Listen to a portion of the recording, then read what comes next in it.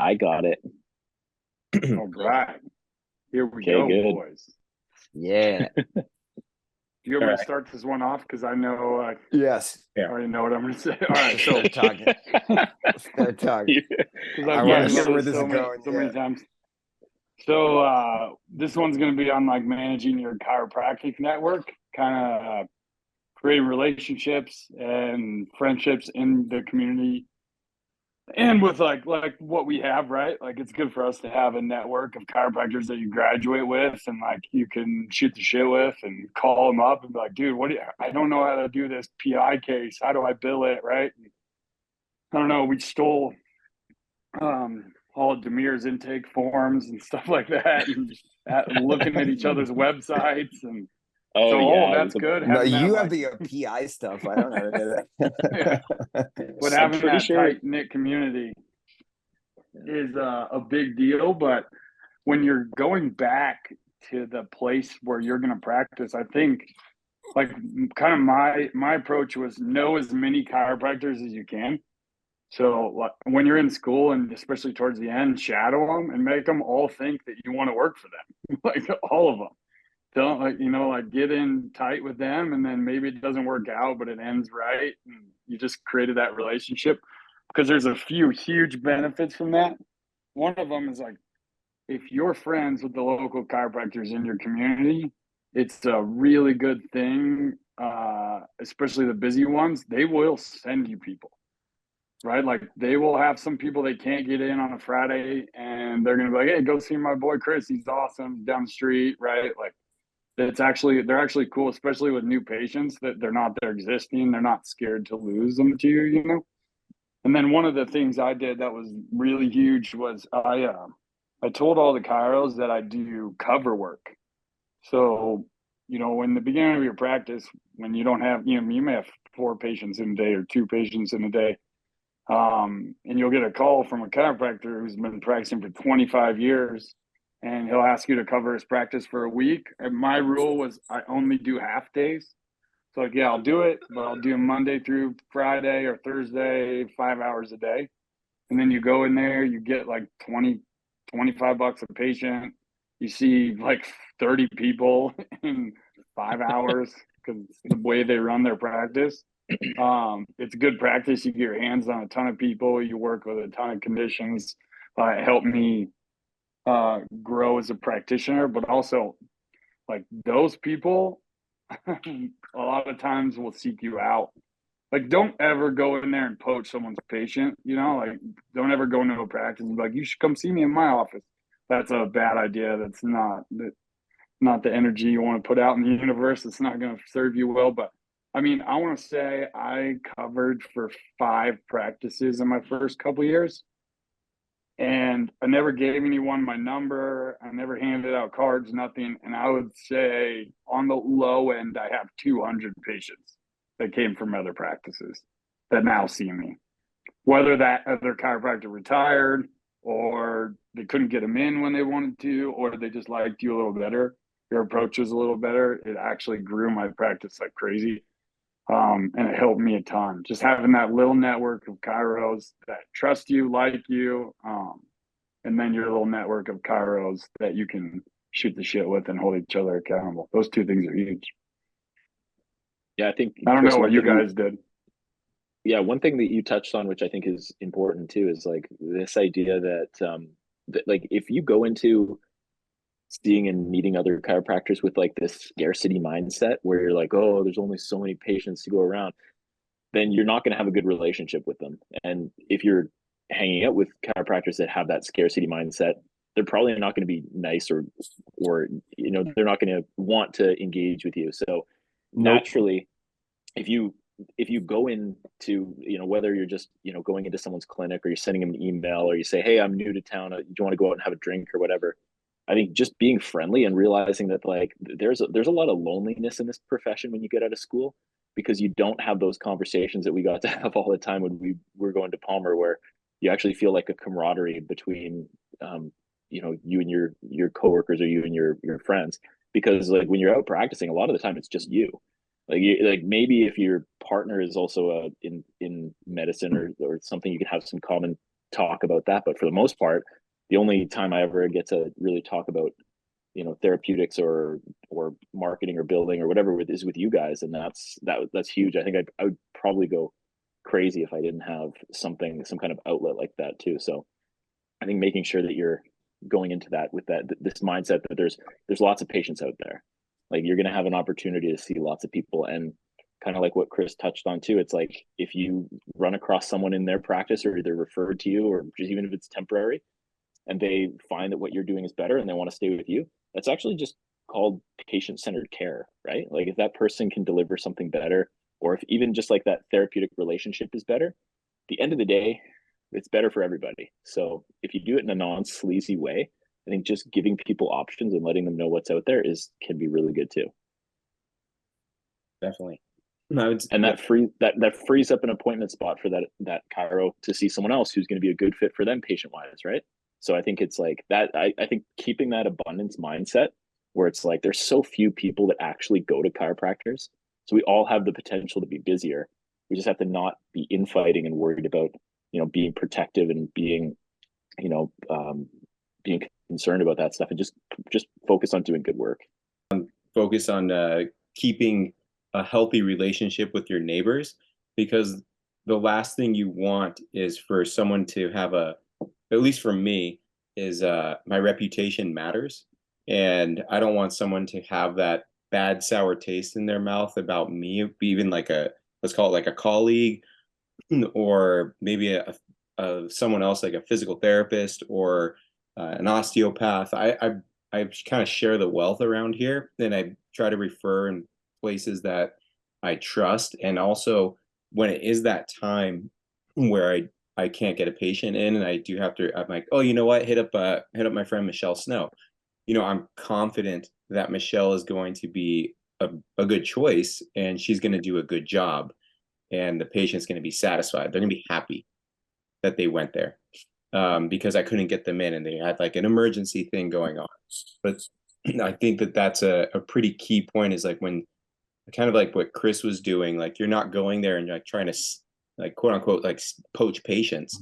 And I'm always confident that if I send someone to another chiropractor, they're going to come back to me eventually. But it's not that big of a deal, because like Dan says, it's like, what is the actual percentage of how many people are seeing a chiropractor? It's very small, and there's just it's like such a slither part of the pie. There's so many more people that need help, and it's like, just go out and meet more people and let more people know your name. And what goes around comes around, in my opinion. Yeah, for Even sure. like I a think few years later, sometimes like, how many times you get a new patient and they're like, yeah, so and so told me about him, and be like, who? Be like, oh, so and so moved to California like 4 or 5 years ago. How long ago did they tell you about me? They're like, yeah, back like way before the pandemic. It's constantly like coming through, and that's such a good point. Like, just constantly do good work, and if you don't have that scarcity mindset, um, and you let go of like trying to squeeze as much juice out of every orange as possible, it's actually you start to grow more. I've had this patient. She's this older triathlete, and I adjusted her neck, and she was giving me this like, nobody ever gets my neck. No chiropractor. I was like, okay, cool. And adjusted her neck. She was like, that was the best neck adjustment I've ever gotten. And she sent me so many people. She's been in the triathlete community forever. She sent me so many people. And then, she lives in like Evanston. It's, maybe 20-minute drive from my office. And she couldn't come in and see me. And I referred her like actually a Palmer West guy, my old intern, Travis Aarons from Palmer West. He's in Evanston. I was like, go see Travis. And she went to see Travis, and Travis is closer to her, and Travis, does a good job. And so she sees Travis more than she sees me. She still sends me so many people. So it's like, who cares? Yeah. I look at it like, if I refer out a lot of people just because I want people to be happy. And I don't refer always to shitty people because that's an easy move. I think a lot of people do. Like, go see this guy, and then you'll really Yeah, appreciate what I do. But I send to people, and I have the thing like, if they like that person more than they like me, or that person does a better job, that's on me. That's not on that chiropractor. You know what I mean? That's Totally. on me to be better. And at the end of the day, dude, some people just aren't a fit for you, Yeah. and they might be a fit for someone else. And you know, like Right? people like to be taken care of. And it's like if I like say like, hey, I'm not good at TMJ stuff, I'm gonna refer you over to this person. They're really good at that for this case, and then come back to me for your low back pain or for vice versa or whatever. Like people feel good that, you know, I'm taking care of them and I care about their overall health, even in a way that I can't help them. Just like if, you know, they had a broken bone, I'd refer them out, or if they had lupus or something, I'd refer them out. You know, they'd be like, wow, this guy cares about me, as You opposed to don't just treat trying to. you don't treat Well, lupus? of course, I treat both broken bones and lupus, yeah, with chiropractic care. Yeah. Yeah, I had a guy just he referred me someone that works for him, and she had texted him right after the appointment. I guess the quote was like that was the best experience she had ever had in a chiropractor's office, and she's been treated by many chiropractors in her past. She's in her, I want to say, like mid 40s, grew up going to chiropractors, and each town that she's lived in, she's seen someone new. And he called me and he was like, hey, you know, thank you so much for taking such great care of her. But the interesting thing about him is that I had referred him to go have a conversation with another practitioner about maybe getting some potentially PRP or something to help his shoulder, because I haven't been able to get him to that point where we want him to be with the function of his shoulder. It's like, you know, it's time to explore some more options as we're, you know, doing some rehab. And he was he was what's the word I'm looking for? He was very disappointed with the experience that he had had with the doctor that they ended up going to instead of the referral that I had given him, because he felt like it was just like a run of the mill type show, and the guy didn't really listen to him, care, and he said, you know, I'm trying to find a Joe version of someone that can do injections. I was like, well, that's this guy. So go see this guy that I told you to, because I know that he's going to explain why he wants to do something with you. I know he's going to listen to what your needs are, and he's going to try to get you there if he thinks he can. And he's like, man, that's why I give your number out to so many people. And it's like, it's interesting to me because I would say I've gotten him maybe 50% better over the past 6 weeks that we've been treating his shoulder. Not the best result.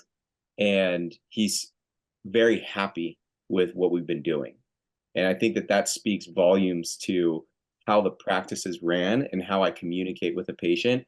And that to me gives me a better reputation when he goes and sees other practitioners and says, this is what I've been doing, and this is the guy I've been working with, and this is what he's been explaining to me.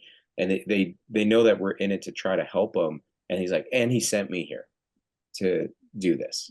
Hey, just to switch it up, I have a question for you guys. What are your thoughts on like treating other professionals for free or doing trades and things like that when you're first kind of getting up and running? Well, you mean other chiropractors or like Yeah, not trainers, just chiropractors, PTs? but like I'm talking like like personal trainers, massage therapists and stuff like that. What are you guys? How do you feel about that? I don't. I started by treating them for free. Like I think if you do that, you do it once. Like let's do Hmm. one trade. I show you what I do. You show me what you do. But I don't know. I'd rather now. I'm to the point where I'd just rather pay. Like I'll pay you, you pay me. Like I'm just another patient to you. You're just another patient to me. I don't like that thing where like I'm free and now they want to, they want to like squeeze me in somewhere because I don't want shitty Yeah. care either. I want like a solid treatment. So I'd rather just, hey, listen, I'll pay you. It'll be perfect. You pay me, and then we can both see what you do. But I don't mind giving them a little discount.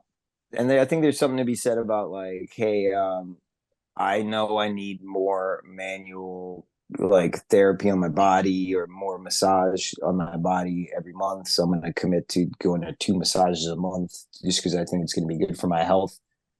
Like I'm going to pay for that. I'm not going to do that because I'm trying to like get that for free.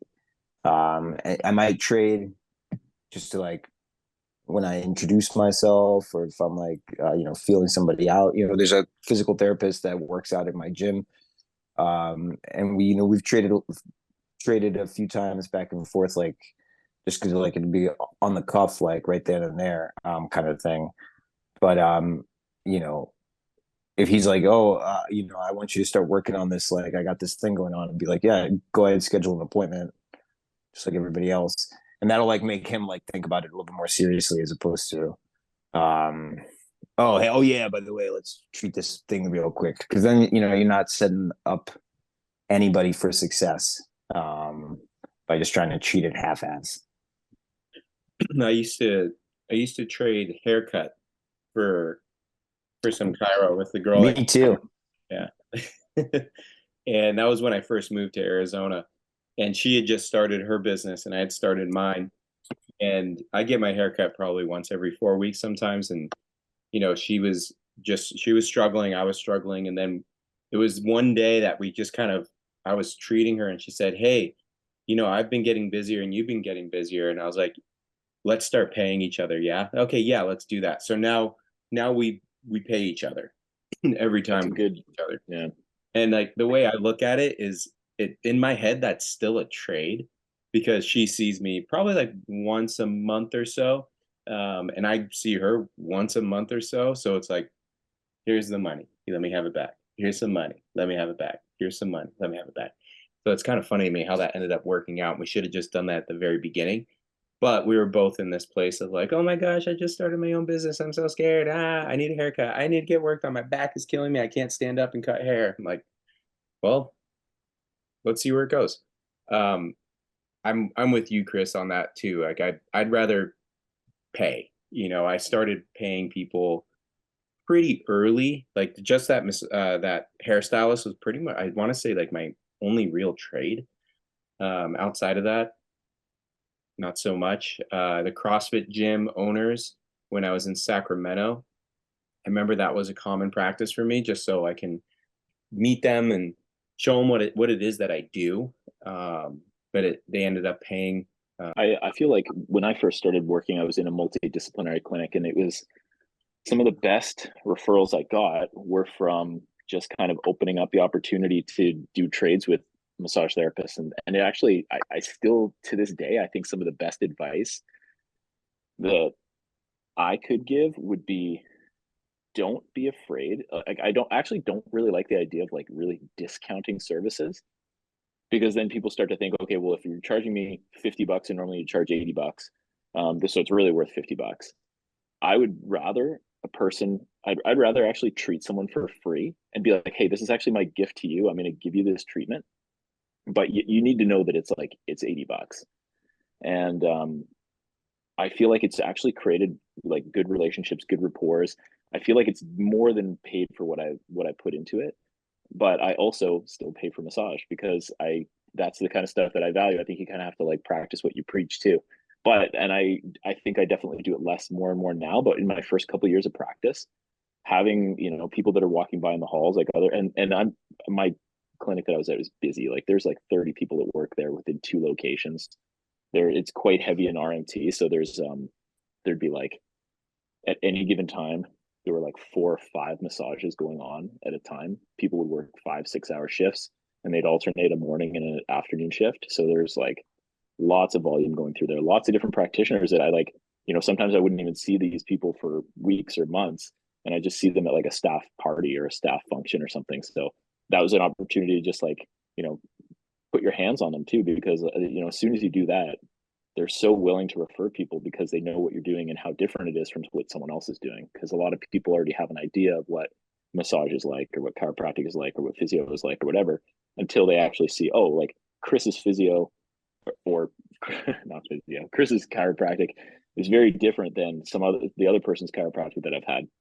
So I think like I feel like even though you don't want to devalue the service by like discounting it or anything, I feel like some of the best relationships I've built and with trainers and RMTs and things have come from like me giving away services.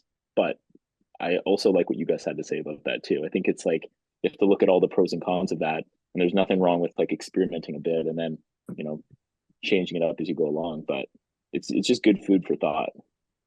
Yeah, that might be true for me for the gym, dude. A lot of those trainers at the gym, I treated them for free. I'm like, hey, I'm going to treat you for free. And then you know what I do. And then, you know, you'll know if one of the members needs me. Right. And fuck, did that work out? Dude, I got so many, like, you know, those coaches sent me people every week.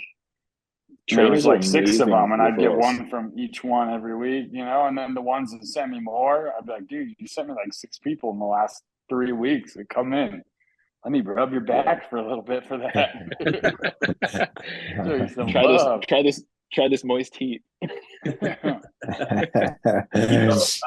my time. And then I would start to work on other things with them too. I'd be like, hey, let's work on that knee you've been telling me about. And then they're like, you work on knees? And then a guy comes in. And I'm like, yeah, I'll even tell them, like, hey, with your client, show them this. If you have this type of knee pain, like, you do this. If this doesn't work, then send me.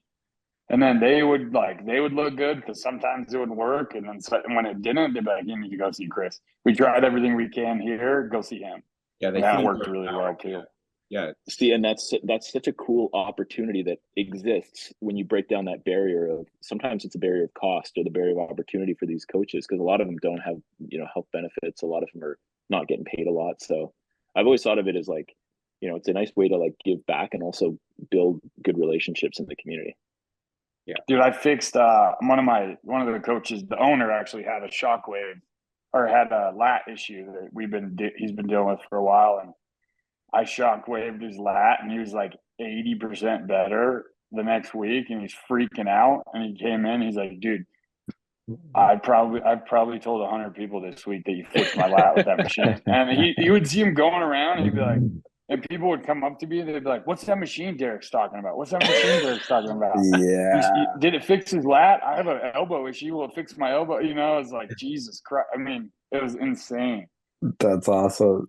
Yeah, I got a couple text messages from the guy who did the shockwave on his hip, and he got up and was freaking out. Like, how did that get rid of the sensation I always feel every time I do a hip car? It's like, wait a minute. No, this can't fucking, hold on. What the fuck just happened? He's like grabbing his head on the way out. He's like, that didn't actually just happen.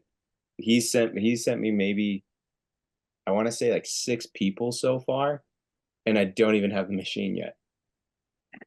Yeah, that's cool. Like, oh, this guy's perfect. So awesome. aside from that stuff, what other nuggets or wisdom do we have for people that are creating that community? I think that's pretty good. I think telling people, you know, to show how unique you are in your services. And so how you're saying, Dan, like one good way to do that is not by just giving it away, but just kind of like showing how you differentiate yourself and your knowledge base and your skill base amongst, you know, people that that they've seen in the past or experiences that they've had in the past. And then, you know, how do you create value?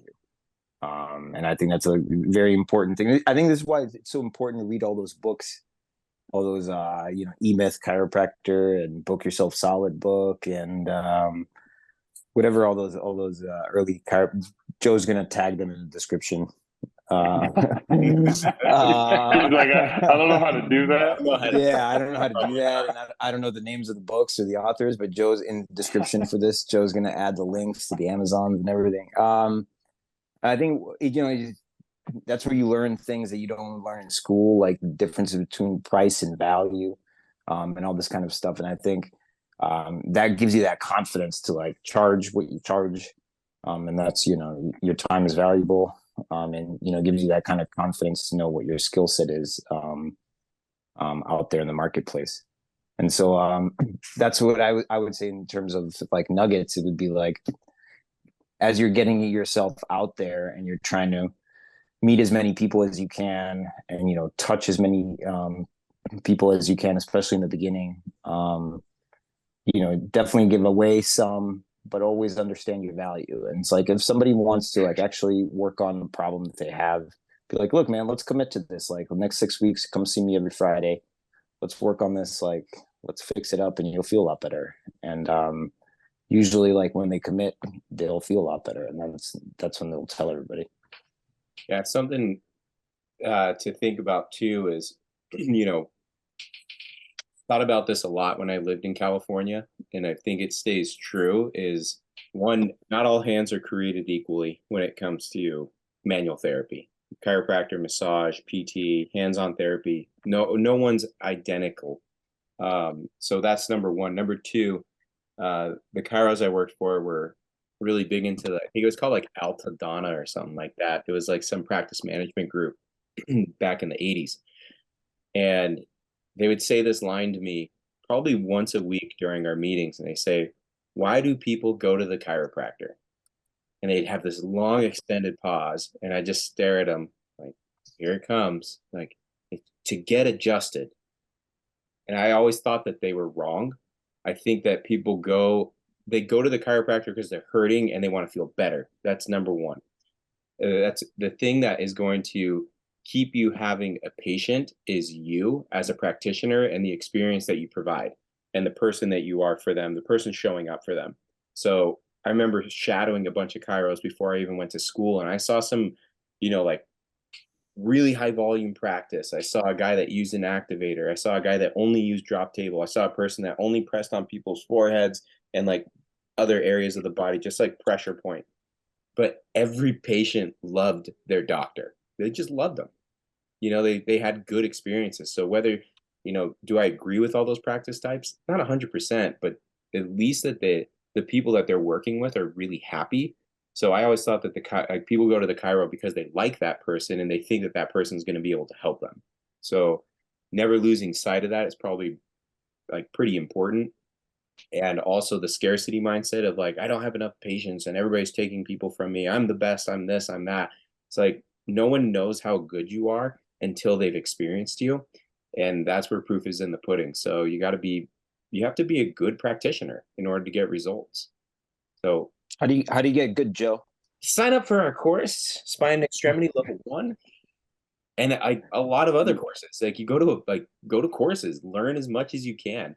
Like you shouldn't practice like everyone else. You should practice how you practice, like a conglomeration of all this learning that you've encompassed, and you should be able to express that through your assessment and how you're going to treat. So yeah, I mean, I'm sure like your patient that you had sent me probably saw a lot of similarities between you and me, Demir, but I guarantee you he would tell you there was some sort of difference. He probably thought I had a lot more hair. A little bit more. Definitely. You're a nice guy. Definitely shorter shorts. Yeah. Yeah, I think just to kind of put a bookend on that. This PT that used to be a trainer at the gym, and he's finishing up PT school now. And I told him about our course, and he was super excited. And he's going to try to come out to one in Chicago if we do one. He said Davenport was too far. But after he worked on me, he was like, maybe Davenport, not too far, because I was like, can you like adjust my low back? And he tried to adjust my low back, and it didn't go great. And then he tried to do an anterior, and it didn't go great. And then he tried to do like an upper T move, and it didn't go great. And I could see in real time that like he was like, I've talked to him before. He's like, yeah, we learned 9 moves in PT school, 9 manips, and he thought they were pretty easy because like everybody in PT school probably adjusts really easily because everybody's young and healthy, and so he dismissed how hard the manual, adjusting and the spinal manipulation and all this kind of stuff is. He just didn't value how difficult of a skill set that was. He just thought it was all easy. And then he failed on me like 3 moves in a row. And I could see him in real time realizing like, oh shit, this is really hard. I should probably work. And then I did those same moves on him, and he was like, oh, okay, I should probably like practice this more. And it's like, going back to what you said, like you don't know until I guess, you know what I mean? You have such a narrow like patient field in school. Like, Exactly. I know, because a lot of us thought it too, because we were like a little bit ahead of some of the other people in our class. For the people that are in school right now and you think you have it figured out, I promise you do not have it figured out. I promise you don't have it figured out.